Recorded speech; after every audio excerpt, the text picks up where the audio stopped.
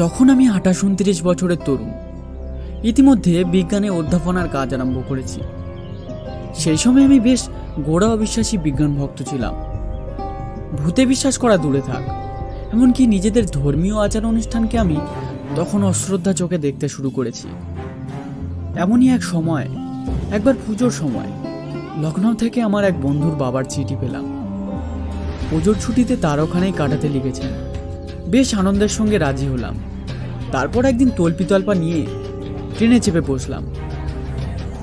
হাওড়া থেকে পাঞ্জাব রেলের একটা ফার্স্ট ক্লাস কামরায় উঠে একটা বই বার করে পড়তে লাগলাম। দেখতে দেখতে রাত্রি এলো। বই রেখে জানালার ধারে বসলাম। বাইরের জানালায় অন্ধকার দেখতে দেখতে সময় কাটলো। বাইরের দিকে তাকিয়ে থাকতে থাকতে কখন যেন একটু ঘুমিয়ে পড়েছিলাম। হঠাৎ চমকে উঠলাম একজনের গলার আওয়াজে। কি রে বিশ্বনাথ, কোথায় চলেছিস? দেখলাম আপাদমস্তক চাদরে মোড়া একজন আগন্তুক আমার কামরায় কখন উঠে এসেছে জানতেও পারিনি। দরজাটা খোলা। ট্রেন তখন একটা জংশন স্টেশনে ইন করেছে। আমি তাকে জিজ্ঞাসা করলাম, কে আপনি? আপনাকে তো চিনতে পারিসনি? এই তো। এ আর আশ্চর্য কি, তুই এখন ব্রিলিয়ান্ট সায়েন্স প্রফেসর। তোর পক্ষে তো এই অজ্ঞাত কুলসীর বন্ধুকে কষ্টকরের বটে চেনাশোনা। যাক, আমি পরিচয় দিচ্ছি। আমি হলাম সেই সৌগত, সেই যে বিজ্ঞানের ছাত্র। প্র্যাকটিক্যাল ক্লাসে তোকে যে বিরক্ত করতো, আমি সে। আর খেলার মাঠ থেকে খেলে ফেরার পথে বাস অ্যাক্সিডেন্ট থেকে যাকে তুই বাঁচিয়েছিলি, আমি সেই ভাগ্যবান। কি রে, চিনতে পারছিস? অবাক হয়ে খানিকক্ষণ তাকিয়ে থাকলাম তার দিকে। তারপর যেন চিৎকার করে উঠলাম, হ্যাঁ চিনতে পারছি বই কি, কেন চিনবো না? তুই সেই সৌগত। আরে অনেকদিন দেখা সাক্ষাৎ নেই, তাই তো চিনতে পারিনি। এখন যাচ্ছিস কোথায়? লখনৌ তো? হ্যাঁ, মানে তুই কি করে জানলি? যাকো সব কথা। কি, এখন তো তোকে আমি ছাড়ছি না। জানিস তো, কেসিটিতে আমার একটা বাড়ি আছে, সেখানে আমি রিসার্চ করি। আমার ল্যাবে আমার একটু এক্সপেরিমেন্ট দেখে যা, তারপর যেখানে খুশি যাস। না রে, আমি তো জ্যাঠামশাইকে টেলিগ্রাম করেছি আগামীকাল পৌঁছাবো বলে। ওদের স্টেশনে আসতেও লিখে দিয়েছি। ওরা কাল আমায় না দেখে চিন্তায় পড়ে যাবেন। পরে যখন যাব তখন কি ভাববেন বলতো আমার সম্বন্ধে? ও কিছু ভাববেন না, আমি বলছি, কিছুই ভাববেন না। বরং এই ট্রেনে না যাওয়ার জন্য ভাগ্যবানকে। যাক, যা বলি শোন, চ আমার সঙ্গে। আমার ফাইনাল এক্সপেরিমেন্টটা অসম্পূর্ণ থেকে গেল, সেই রিপোর্টটা তোকেই দেব। দেখ তুই কিছু করতে পারিস কিনা। মাথামুন্ডু কিছু বোঝার শক্তিও যেন লুপ্ত হয়ে গেছে। তাই বলেই ফেললাম, বেশ, তবে তাই হোক।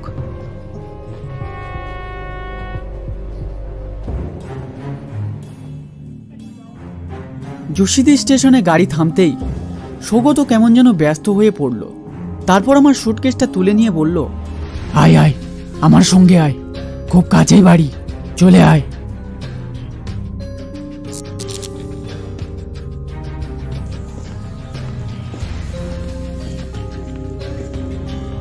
কিছুক্ষণ পর ইউক্যালিপটাস ঘেরা ওর বাড়িতে পৌঁছে গেলাম।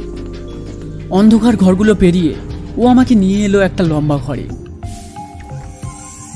দেখলাম ওর ল্যাবে এসে দাঁড়িয়েছি। ঘরে কেমন যেন একটা বিশ্রী গুমট, যেন কতদিন পরে ঘরটায় বাইরের হাওয়া ঢুকলো।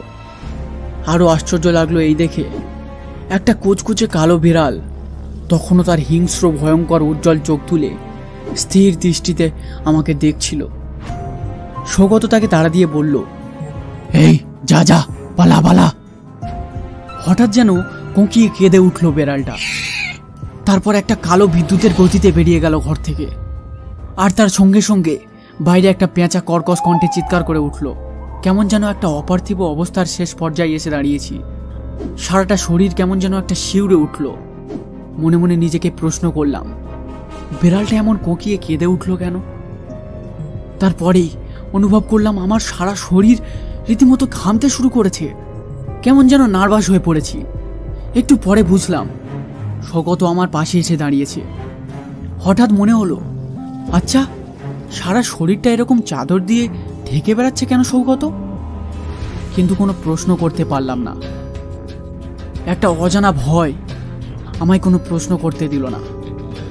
সৌগত বলল, কি রে, কিরকম দেখছিস আমার ল্যাবরেটরি? অবশ্য তোর মতো নয়। যাক, সেসব কথা বাদ দে, আমার রিসার্চের কথা বলি। জানিস, আমার আজীবনের সব কল্পনাকে রূপ দেবার জন্যে আমি ল্যাবরেটরিতে ঠিক আমার রিসার্চ চালাচ্ছিলাম। আমার রিসার্চের সফলতার চূড়ান্ত সীমায় এসে পৌঁছেছিলাম যেদিন, সেই দিনটা ছিল 6ই আগস্ট। সারাদিন ধরে রিপোর্টটা টাইপ করে সাজিয়ে রাখলাম। রাত তখন 11টা হবে। আমি ল্যাবে ঢুকলাম, তারপরে সামনের ওই টুলটাতে বসলাম। মনে মনে বুঝতে পারছি আমার এক্সপেরিমেন্টের সিদ্ধি হতে আর দেরি নেই। আর একটু প্রমাণ করতে পারলেই আমি বিজ্ঞান জগতে কীর্তিমান হিসেবে স্বীকৃতি পাবো। আলোড়ন সৃষ্টি করবে এই আবিষ্কার। উত্তেজনায় আনন্দে যেন পাগল হয়ে উঠেছিলাম আমি। সামনে ব্লিকারে কয়েকটা সলিউশন তৈরি করে রাখলাম। তারপর লাইটটা অন করে একটা ব্লিকার তাতে চাপিয়ে অন্য একটা ব্লিকারে যাতে সাইক্লোরিক অ্যাসিড রাখা ছিল হাতে তুলে নিলাম। হঠাৎ চোখ পড়লো আমার লাইটটার দিকে। নিষ্পলক চোখে তাকিয়ে রইলাম সেই লাইটটার দিকে। আমার জীবনের চরম লক্ষ্যের শেষ অঙ্কের অভিনয় চলছে। দপদপ করে হঠাৎ আলোটা লিভে গেল। লাইটের রক্তব আলো ছড়িয়ে পড়লো হাতের ব্লিকারে। উত্তেজনায় দিশেহারা হয়ে গেলাম। হঠাৎ চমকে উঠলাম, হাতের ব্লিকারটা ছিটকে পড়লো নিচে। তার সঙ্গে সঙ্গে প্রচন্ড বিস্ফোরণের শব্দ হলো। ব্লিকারটা আওয়াজ করে এক ঝলক তরল ছিটকে পড়লো। আমি মৃত্যুকুণ্ডে পড়ে গেলাম, হারিয়ে গেলাম। আমার রিসার্চ অসম্পূর্ণ হয়ে গেল। আমি সৌগতর কাহিনী শুনতে শুনতে উদ্ভ্রান্ত হয়ে একবার প্রশ্ন করলাম, তারপর কি হলো তোর? তারপর তুই তো আচ্ছা বোকারে। সেই প্রচন্ড বিস্ফোরণে আমার মুখ মাথা ভেঙে চুরমার করে দিল। এখনো তার প্রমাণ আছে। আমি কিছু না ভেবেই বলে উঠলাম, কই দেখি একবার, দেখি তো তোর মুখটা। দেখবি? তবে দেখ। ও এক টানে চাদরটা সরিয়ে ফেললো। আমি দেখলাম ওর সারা মুখে ব্যান্ডেজ বাঁধা। কিন্তু এ কি, ওর ব্যান্ডেজ অস্পষ্ট হতে হতে হঠাৎ অদৃশ্য হয়ে গেল। চেয়ে দেখলাম ব্যান্ডেজ অস্পষ্ট হতেই বেরিয়ে এলো ওর মাংসহীন মুন্ডু। পারলাম না, জ্ঞান হারাবার আগের মুহূর্তে দেখলাম সেই বিড়ালটা তার জ্বলন্ত চোখ তুলে আবার সেই জায়গায় এসে দাঁড়িয়েছে। তারপর আর কিচ্ছু মনে নেই।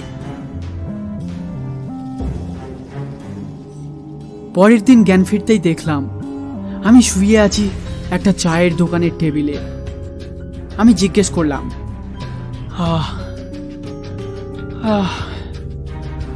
আমি কোথায়? একটা লোক ভাঙা গলায় বলল, হ্যাঁ বাবু, কিছু ভাববেন না, আপনি এখন ভালোই আছেন। আচ্ছা ভাই, এখানে এলাম কিভাবে? সে যা বলল তা হলো, আজ ভোরে তার দোকানে দুধ দিতে আসার সময় গোয়ালা ওই বাড়ির গেটে অজ্ঞান অবস্থায় দেখে। তারপর সে আমাকে নিয়ে আসে এখানে। হ্যাঁ, সে আমার সুটকেসটাও তার সাথে নিয়ে এসেছিল। আমি অবাক হয়ে প্রশ্ন করলাম, ভাই অনেক ধন্যবাদ তোমাদের। এখন যদি একটা টানা ডেকে দাও তো খুব উপকার হয়। হ্যাঁ বাবু, নিশ্চয়ই ডেকে দেব। ও রাম ভাই, একটা টানা বুলাও তো জলদি। আমি পকেটের মানিব্যাগ থেকে কয়েকটা নোট তাকে দিতে গেলাম, কিছুতেই সে নিল না।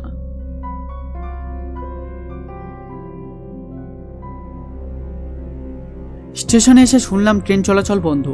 কাল রাত্রের পাঞ্জাব রেল শিমুলতলার স্টেশনের কাছে দুর্ঘটনায় পড়েছে। এখন শুধু মানুষজনের ব্যস্ততা। ভীষণ চমকে গেলাম খবরটা শুনে। তবে কি অনেকদিন আগে বাস অ্যাক্সিডেন্ট থেকে সৌগতকে বাঁচানোর প্রতিদান এইভাবে আমাকে দিয়ে গেল? মনটা খুব খারাপ হয়ে গেল। আর কি মনে হলো, সুটকেসটা খুললাম। আবার চমকানোর পালা। একটা কাগজ পেলাম, পড়ে দেখি একটা টাইপ করা অসম্পূর্ণ রিসার্চ রিপোর্ট।